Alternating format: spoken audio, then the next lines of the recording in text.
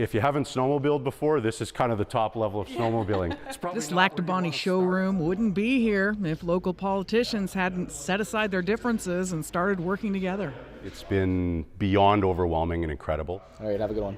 Bye. The dealership opened in February and says it's done brisk business ever since, but first it had to clear some hurdles. We're actually on the RM side of Lac du Bonnet, on RM land, and that across the street, across the main highway into town, is town.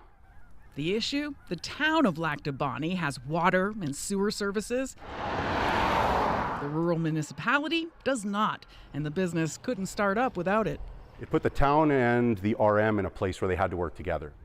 The town's revamped water treatment plant opened in 2004 with help from the province. It was also meant to serve the surrounding area. 20 years later, that still hasn't happened.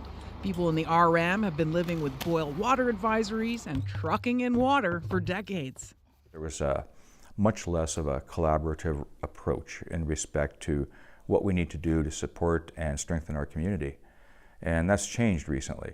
After years of rivalry and arguments over funding, the two governments are finally planning to run lines into the RM, bringing people clean water while bringing the town more revenue. We recognize that, running our water plant at less than 20% capacity is probably not really particularly efficient. The lack of water not only made life harder, it also stalled growth on both sides of the municipal border. We need the town needs us. Both governments say their long-standing disagreements led to stagnation. There are some perceptions that, yes, there were personality conflicts. Has that been holding Lac du Bonnet back then? Yes. We've missed a lot of opportunities over the years because we haven't had the water and sewer infrastructure.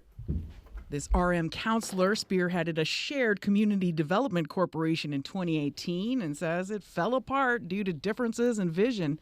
Now, the RM and town are proudly partnering to build water lines and attract developers.